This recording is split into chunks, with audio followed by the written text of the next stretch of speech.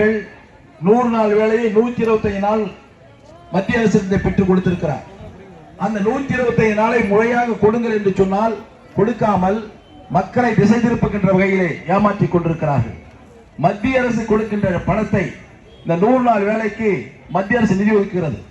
இந்த ஆண்டு கூட இந்த நிதிநிலை அறிக்கையிலே இந்த 100 நாள் வேலைக்கு 125 நாளாக உயர்த்தி 90,000 கோடி ரூபாய் இந்தியா முழுவதும் செலவிடுவதற்கு 90,000 கோடி ரூபாயை ஒதுக்கி கொடுத்திருக்கிறது.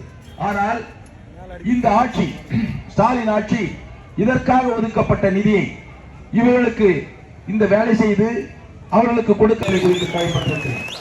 ஏனென்று சொன்னால் நாங்கள் கொடுத்த வாக்குறுதியை முழுமையாக நிறைவேற்றக்கூடியவர்கள், ஏமாற்றக்கூடியவர்கள் அல்ல. 2000 ஒவ்வொரு குடும்பத்தில் இருக்கின்ற சகோதரிகளுக்கு அவர்களுக்கு தேவையான விலையில்லாத மிக்சி, கிரைண்டர், ஃபேன் வழங்கப்படும் என்று சொன்னார்கள். 11 ஆட்சிக்கு வந்தவுடனே அப்பொழுது நான் அமைச்சராக இருந்தேன்.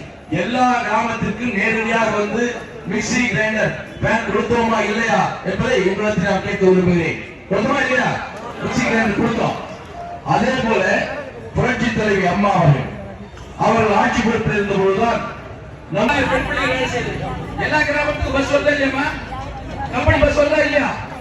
நம்ம பிள்ளைங்க டிப்ளமா படிச்சுட்டு வேலைக்கு போதா இல்லையா? இது ரெண்டுமே செஞ்சது நாம ஸ்டாலின் செய்யல.